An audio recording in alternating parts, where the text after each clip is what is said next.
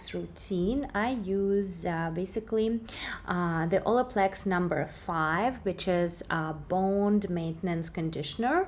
It repairs, strengthens, and nourishes all hair. And I remember when I first actually got it, I wasn't really sure what to expect. And I remember I used it first time, and it wasn't like an aha moment, like, wow, my hair is so smooth and silky and shiny.